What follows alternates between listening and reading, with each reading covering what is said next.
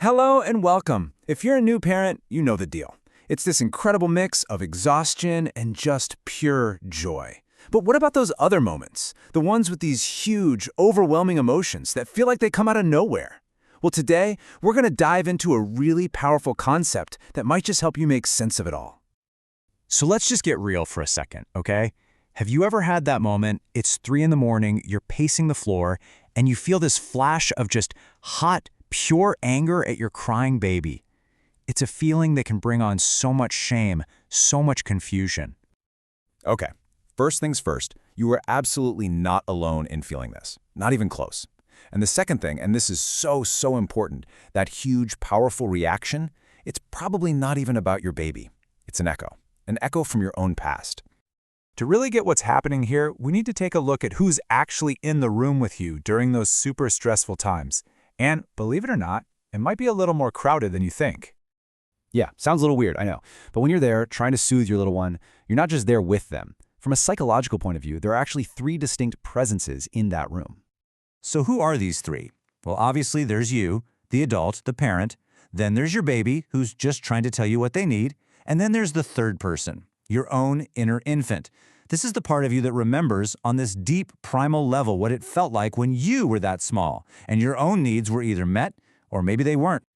This whole idea comes from a psychological concept called the oral character. The easiest way to think about it is like doing a little archaeology on your own infancy.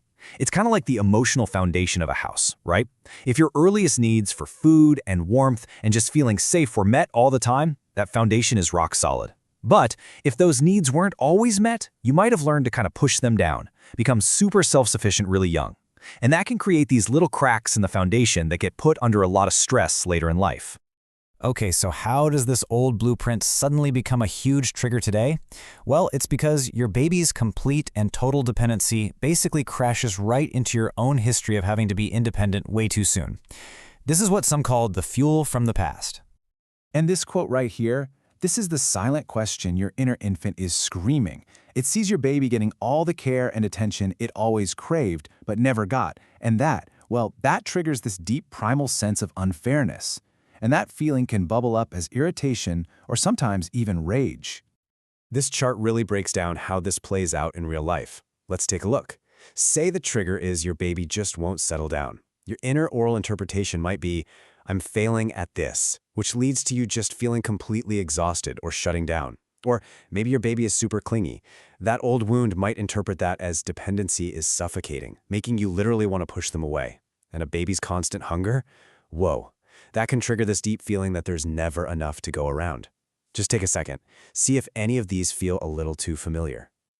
You know, just seeing this pattern is a huge first step. So the question is, what can you actually do when you're in the thick of it? The answer isn't about being some perfect parent. It's actually about learning how to reparent yourself in real time. And we've got a simple 3-step toolkit to help you get through those moments of pure overwhelm. It's all about admitting the feeling, learning to hold it, and then finding a way to let go of all that physical tension. All right, step 1, you have to get radically honest with yourself. It is totally okay to admit that on some level, it feels deeply unfair that your baby is getting all this attention and care that you never got. You have to let yourself feel the grief for that little kid inside you. And having a mantra you can use in the moment, it's so powerful. Seriously, just repeating this phrase to yourself, this is my old pain talking. My baby is allowed to be needy even though I wasn't. It creates this tiny bit of space between the trigger and your reaction. It helps you separate the past from the present. Step 2 is all about containment. Your first instinct might be to act out that anger, right? To snap or to just walk away. But instead, the goal is to hold that emotion, like you're a big, sturdy container. And the first way you do that is to just notice it. Where is it in your body? Is your jaw tight or your fists clenched? Just notice. Here's another mantra for this step. Saying this, I am the adult now, I have enough, I can hold this. It helps you shift your whole mindset from feeling like a helpless little kid to a capable, strong parent.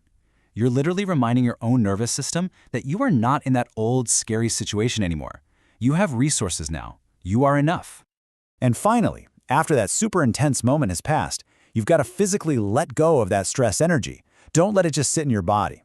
This might sound weird, but making a low humming sound like can can actually release a ton of tension in your throat and chest. And, most importantly, reach out. This old pattern makes it so hard to ask for help, but literally reaching out for a hug tells your body and your brain that you are supported too. And this isn't just about getting through a tough moment. Every single time you practice these steps, you are actively rewiring your brain. You're changing your automatic response for good. By doing this inner work, you start to burn off all that old fuel from the past. And you know what happens when the fuel is gone? The trigger has no power.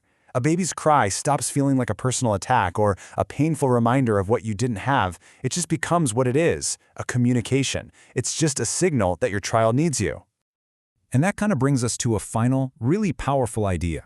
What if we just reframed this whole struggle? What if your baby's toughest moments aren't a test of your patience, but they're actually an invitation, an opportunity to finally give care to that small, unmet part of yourself, and in doing that, become the parent you've always wanted to be?